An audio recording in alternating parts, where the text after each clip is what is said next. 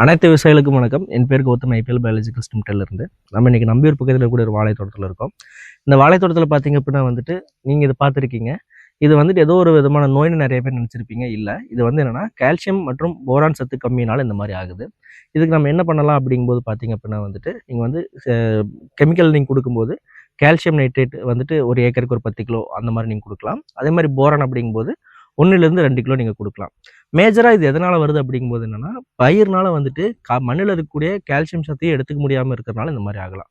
எதனால் அந்த மாதிரி ஆகுது அப்படிங்கும்போது நம்ம போடக்கூடிய டிஏபியில் இருக்கக்கூடிய பாஸ்பரஸ் என்ன பண்ணுன்னு பார்த்தீங்கன்னா அது கால்சியம் கூட சேர்ந்து கால்சியம் பாஸ்பேட்டாக மாறிடும். ஸோ பயிர்னால வந்துட்டு அது கால்சியத்தையும் எடுத்துக்க முடியாது, பாஸ்பரஸையும் எடுத்துக்க முடியாது.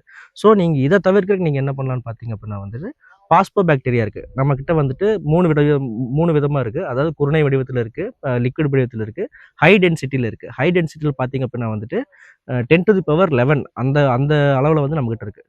10⁻11 அப்படிங்கும்போது என்னன்னு பார்த்தீங்க அப்படின்னா வந்துட்டு அதாவது ஒரு ஒரு ஒரு மில்லியில் பார்த்தீங்க அப்படின்னா வந்துட்டு 10⁻10 இல்லை 11 அந்த அளவுக்கு வந்து நம்மகிட்ட இருக்குது. அப்படிங்கும்போது என்னன்னா ரொம்ப ஹை டென்சிட்டியாக இருக்கும்போது அதை நம்ம வந்து ஏக்கருக்கு வந்து நம்ம 50 மில்லி தான் நம்ம கொடுக்குறோம். அது நம்மகிட்ட வந்துட்டு பாஸ்போசியா ஹெச்டி அப்படிங்கிற பேரில் வருது.